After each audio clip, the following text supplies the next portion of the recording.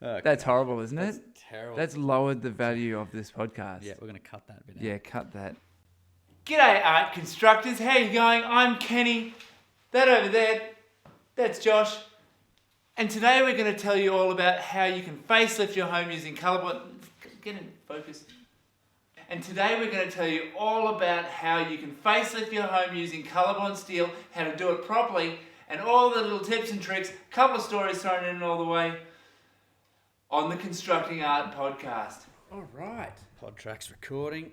We're on fire. We're on fire. We're good to go. Testing. We're good. We got to add this. Check. Mic 1, 2. Mic 1, 2. So this is episode 8. rightio. So welcome, ladies and gentlemen, boys and girls. You in the picture there? You're in the picture. I'm pretty You sure, might need mate. to come over this way a tad, Josh. Maybe. I don't know. It looks like you're squeezed out. I don't want to throw out your whole setup. Have you moved the I think camera, possibly? I did move the camera. That'd probably do it. So today we're talking about facelifts, right? That's it. But before we get into all the mumbo jumbo, all the fun stuff, we're going to just share with you a few things. See these here? I've got 3 MyCladders Colorbond Constructing Art hats to give away. And at the end of the show, at the end of this episode, you'll be able to find out how you can get one of those there. If you're in Brisbane, I will personally drop it off to you. If you're somewhere else in the world, it'll go into a box and it'll be sent to you. And we'll probably even throw in some Colorbond gear for them as well, hey? Yeah, whatever we got lying around. We've got something laying around. We can talk to Colorbond. Talk to Trentimus.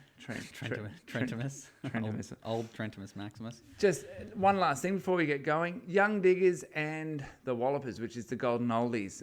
MyCladders is a supporter of those guys there, and we basically give them a little bit of money each year to assist. The Golden Oldies, it's a rugby team that they have.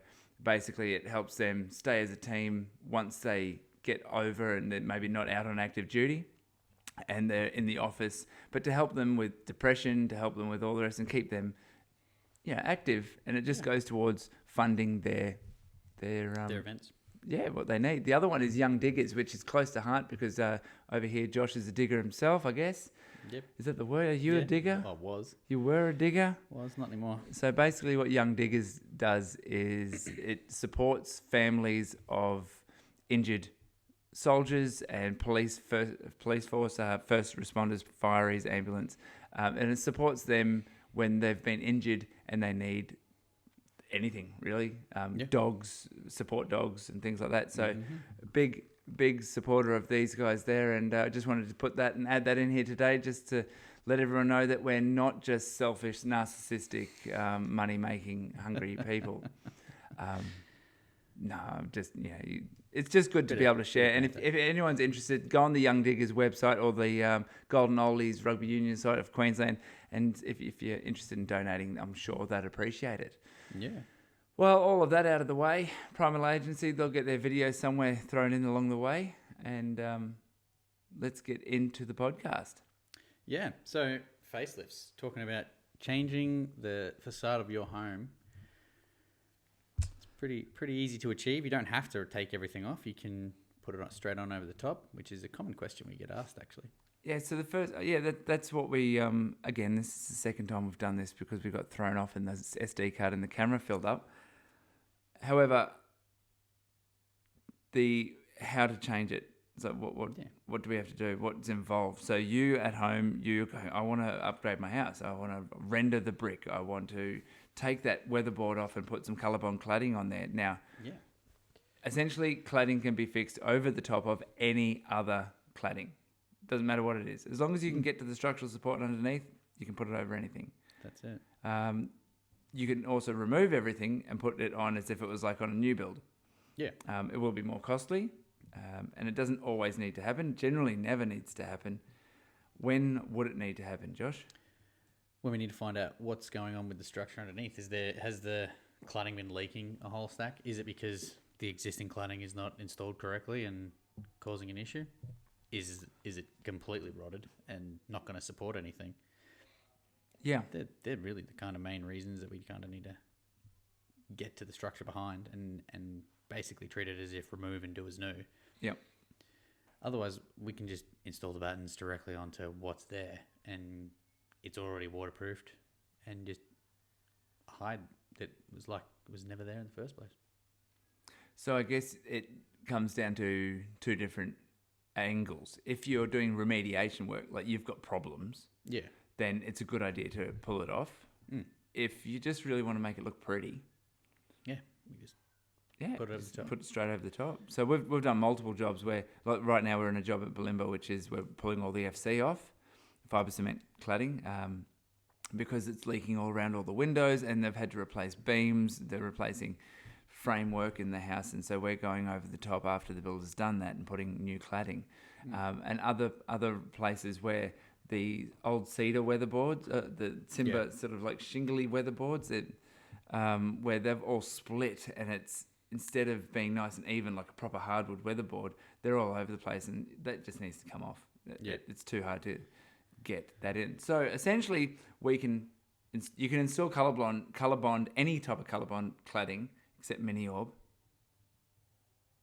You can install that over brickwork, render, weatherboard. You can install it on anything. So if you don't like what you've got, you can cover it in Colorbond.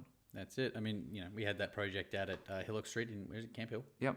Well, he'd done a major, Cooperoo. Done a major renovation on the inside of the house and needed the outside to match it. Yeah. So we just fixed the batten straight to the brickwork, didn't we? Yep. A lot of it was fix the batten to the brickwork, and then where there was exposed timber frame and we need to pack that out, we packed it out and then put the battens onto the packing. So yes, exactly. That was a combination of a number of different faces we needed to fix to. And you can definitely see on our YouTube channel, if you type in Hillock, you'll be able to see that Full transformation on that one. So that's essentially a facelift. And we will have on the YouTube channel a facelift playlist that you can go to all the jobs that we've done facelift that I've had time to actually... Working on it. Yeah, put the videos together. Working on it. Getting there. Look, if you've got a house and it's ugly and you want to make it pretty and you want to put Colorbond on it, then essentially you can do it. Yeah. The next thing is with the style of the house. Like if you've got is it have you got an existing tin roof? Have you got tile roof? Have you got square gutters or quad gutters? Like what profiles are going to match depending on what you've got? Yeah. So how much clay? Now let's go back to that Hillock job. That had a blue tiled roof, but because the house was on a hill and you were looking up at the house, you couldn't see it. It was only on the drone shots that you could get up above it that you could see it. So from down below, it looked fine, and he painted up the gutters monument to match it. So essentially, the style of your house needs to match the cladding. So sometimes you're going to need to, if you've got an existing house which isn't going to suit it, you could do some things that would suit it, but that's where you need to engage a builder.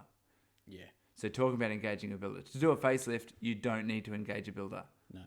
It's straight to the roofer that does the wall cladding, and it's straight on. Yeah, that's it. What else we need to discuss about facelifts? What other things can we? There's tons and tons. So talk about? Let's go to the start. You've decided I want Colorbond cladding. I want to get rid of my render. It's decided. I don't like it. Right? That's number one. This is what I want to do. You've worked out that your house suits that. It will suit your house. What happens then? You need to engage us, for example, MyCladders, or a roofer or a specialist wall cladder that does wall cladding in Colorbond, and have them come out and basically measure up the areas and come up with a design and talk to you about it and have a consultation. Because that's basically, there's a couple of different options.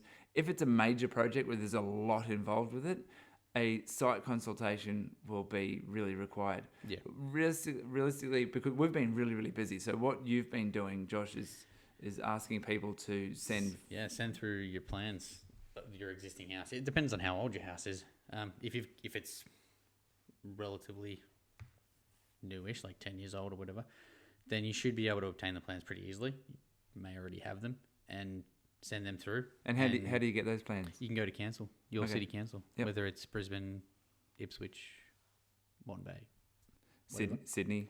Yeah, whatever your it depends on where you are. Kingston.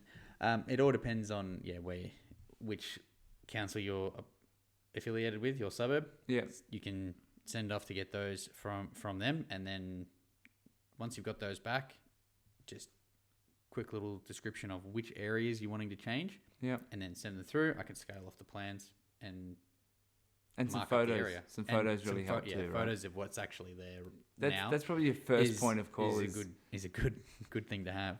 What we've set up is that when a customer wants a facelift, they go onto our website and they click request a quote facelift. You put your description in of what you want. You attach your files. Now, if you've got a set of plans, that's when you want to attach them. But they can be done later. You send some photos. It comes through to you and me. Basically, Josh goes, Kenny, you need to look at this and give me some ideas. Give us some ideas, and we work with that. And I'll contact the customer, talk to the customer, and from that point, it's, do I need to go out there to see them and do a consultation? Or is this a straightforward, just replace that with this? And a lot of the time we can give a ballpark price straight off the plans, the plans and information.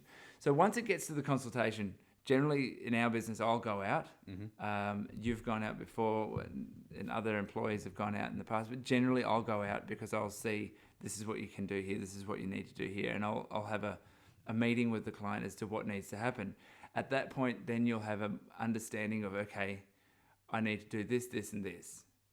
Or I don't need to do anything. Everything is fine, and the MyCladders team will look after it.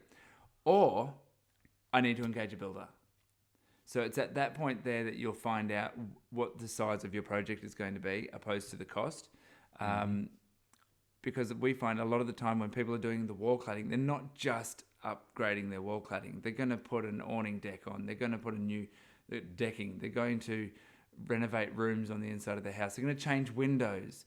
They want to put hoods on. There's a lot of things that they want to do, and we can handle a lot of them. However, when it comes to a major renovation, well, you might not think it's a major renovation, but all of those things, you really do need to engage a builder, and that would be the best way to do it. However, if it is just a straight facelift and you're quite competent at managing other trades to do things, then we'll come to that conclusion in our consultation. From that, we go ahead. So you get the quote. You said, yes, we want to go ahead. We book in a time, or we book in where you are in the run, where you'll be coming up to, how many jobs we have in front, and we'll be trying to be as open with communication like that. When the job starts, the process is, I think we talked about it in the previous podcast. Basically, we come to site, we measure up all of our flashings and our wall sheets, and then we take away, we order our flashings, wall sheets and battens. The wall sheeting, if it is standing seam, that's going to be 7 days to 3 weeks in lead time, right? And then we come in, we start the toe molds, the battens, and get all the pre-flashing works done, and then bring in the cladding sheets. And depending on the job, it's not fast. We will be there for a while. So a lot of the time, we're going to block your driveway. You're going to lose access to your garage, and it could be quite intrusive. Now, we try not to be intrusive. However, it is. It turns into a construction site. Very much so. Yeah, because we need storage for the material out in the driveway. We need room to be able to walk from that material to where it's going on the wall. And then we need all the rubbish. We need space for rubbish. So depending on the size of the job, we might get a skip bin in. There might be a skip bin put on site, or we have a rubbish trailer. These are the sorts of things that happen throughout the process and the project. Once all the sheeting goes on the walls, then we go back and we measure up all of the side window flashings, transition wall flashings and things like that, and they get installed and put on afterwards. And then basically the job's done.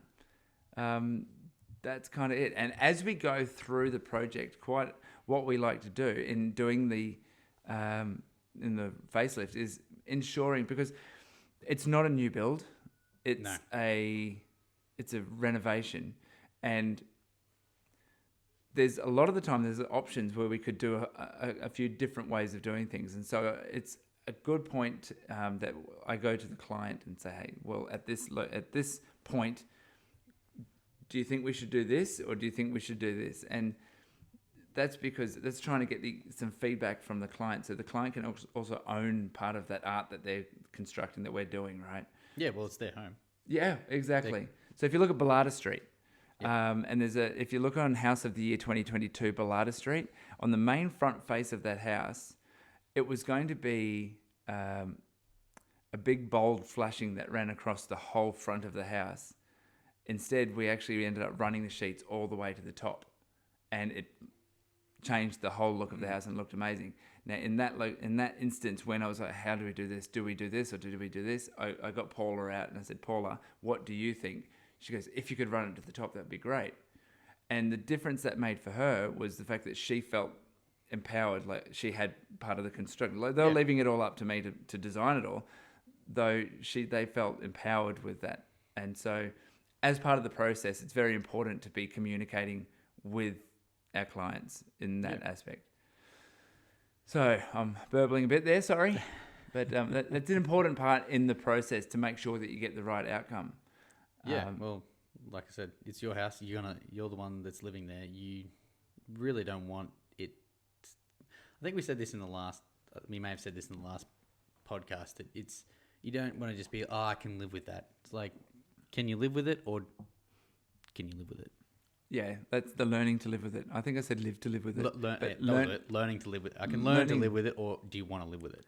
And that's exactly right, because there is certain things that you're going to have to learn to live with because it's really not going to work. Though, in the end, I don't want anyone to learn to live with anything. I want people to just go, wow. And that's what that's what you're doing it for. So you don't put a new roller door on your garage because the old one's perfect. Yeah. Right? If it was perfect, you wouldn't have changed it. Right. So once we've finished the facelift, there's a lot of other things that are going to pop up for the owners of the house. It'll be the fact that the facelift, the Colorbond now looks amazing. Their windows might not look so amazing. Their garden might not look so good. Other things are going to be amplified to go, oh, that's not so good. And so just be aware that those sorts of things also are going to come about. You're going to... It's like giving a car a brand new paint job and leaving the old dirty rims on it. Yeah. That will happen. So it's not just going to be that. And we can point you in directions. Or you can get yourself a painter. Painters are generally going to be one of the ones that you're going to need to do those little sorts of things. Yeah, well, I mean, if you're not covering the whole complete house in Colorbond and you're just changing a few areas, now that you've got the Colorbond on there, say you've got Monument Matte, it's like, oh, that... Because this render here, this colour just doesn't suit.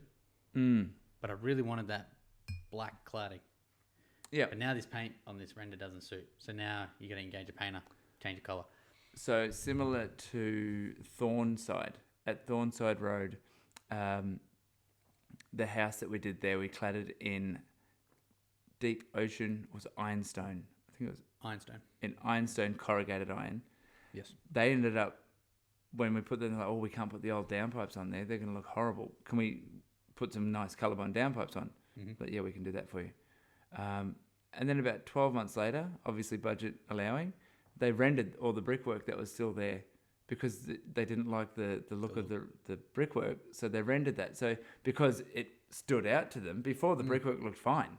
Yeah. But once the cladding went on, everything's looking nice and modern. That ended up looking ordinary. So that's something definitely to keep an eye on.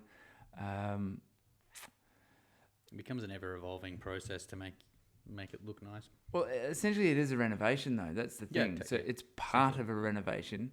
It doesn't have to be the whole thing. And it's pretty, right? You don't have to paint it again. So the benefits of using Colorbond on your wall opposed to other things is, one, you don't have to paint it. Two, it's got a warranty for the material of, these days it's about 15 years, depending on where you are in proximity to the coast or big industrial areas, which Australia really doesn't have any heavy, unless you're like Port Kembla, right in the heart of it. Yeah. Or out on a coal mine somewhere. Other benefits for the Colorbond is it comes in a good range of colours.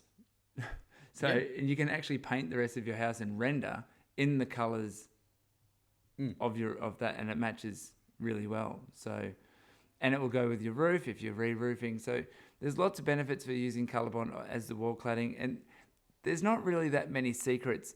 What I recommend is watch our videos based on the facelift houses that we've done and the buildings that we've done where it's gone from one and become another. because it just shows what can be achieved and what an ugly house can look like before Yeah. to what it looks like After. once it's completed. So price point, I don't really want to put a price point on it because every single job is treated differently. Yeah, everything's bespoke. You kind of can't just slap a square meterage rate on stuff. Like, things really need to be investigated further, because the amount of times you've gone and slapped a number on it and I've done the actual calculations and way off. It's not healthy for the client's heart condition, is it? That's it. So essentially, if you put a ballpark on it, the ballpark from really basic Colorbond corrugated iron, really, really basic, the cheapest, simplest, you'd be looking at around somewhere between 150 and 200 a square metre. Mm-hmm. And if you're wanting the standing seam fancy cladding, or 280 plus, or any of the other ones, you're looking at the simple 250 at least. That's a really, really simple, up to 400. Yeah. And that's the reality of that. And if you're going to start pulling stuff off the walls as well, that adds and adds and adds. So certainly talk to us about that. Find out what you can do, because as a business, MyCladders, my passion and what we're getting right into is the facelifts. That's what we want to be doing. And bring a new life to old homes. Yeah. Well, not everyone can afford. There's no land. If you're living in inner city suburbs and... Well, you're not generally going to knock the house down and build a whole new one. That doesn't normally happen. However, if you want to live in a certain suburb, you're going to have to deal with the house that you have and renovate that house that you have. And so this is a great option to modernise the house, because it takes, like I said before, the ugliest duckling and makes it into the most sparkling gem that you could think of. Very much. Rightio. Now, ladies and gentlemen, we're just going to slam in that primal advertisement right now. Looking to take your construction business to the next level? At Primal Agency, you're partnering with experts that know your business, and that's half the battle. As Australia's most trusted construction marketing team, these guys are all about evolving your business. If you're looking to scale, talk to the crew at Primal today, or check out primalagency.com.au. That's not very tactful. I don't know if Aaron appreciates the way that I do that, but it's kind of like we're in episode 8 and we're like, we committed to 10. Yeah. And we enjoy it. Like, we like Primal. They did the sign back here. Yeah, they did that. A lot of the wrap on your car, they designed that. Yeah, and we talked about that in the last episode. So they do a good job. So check them out if you're in the construction industry, and you don't have to be in construction, but that's just what they specialize in. Doing websites, they just do everything marketing in the digital age these days. The other thing was hats. Yeah, the hats. So these beautiful hats. 3 lovely hats. The hats that Kenny and myself are wearing. Right. They've got this gorgeous gold logo on the front of them. They've got the constructing art on the back here. It's these ones. They even have the bit of cardboard still keeping it nice and stiff and shaped. They look great just sitting on a ledge or on your hat or as a customer. So there's 2 ways you can get these hats. One is you can be a customer.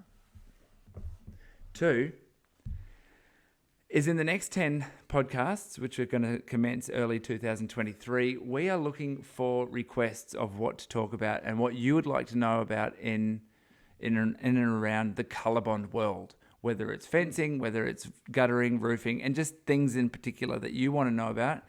We're happy to answer your questions, and we're happy to create whole podcasts and video and all sorts of content. Yeah, giving the people what they want, answering the questions that we may not have answered in the podcast in this first season. Yeah, basically, because we can't think of everything.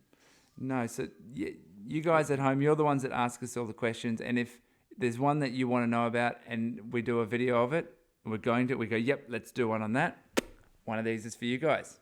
So there you go. Yeah, put your comments in the channel, and if you're listening to this on one of the podcast, once we get to 10, we're actually going to upload all of them. Yeah, so this will be going to audio once we've got the full season out. Yes. So if you're listening to it on audio, just find it on the what are you doing? If you're listening on audio, he's just tried to pour himself a I was drinking straight from the San Pellegrino glass bottle rather than putting it into a glass like a normal person. Yeah. Again, like I said last time, I should have probably finished year 11. But yeah, so if you're listening online, just find the podcast and just chuck on the YouTubes and chuck a comment in, and we'll try and get to the questions. And the other option is to go onto our website and go down to on the MyCladders, mycladders.com.au, and there's a contact us, and there's a spot there for YouTube comments. Yep, down in the request a quote button. Yep. Just click on that. There is an option for YouTube comments, and then we'll be able to submit it through there. Open a dialogue. All right, folks. All right, hang on. Before you go, what is our next podcast? 9 is going to be all about re-roofing. Yes. All right. Too easy, folks. Have a good one.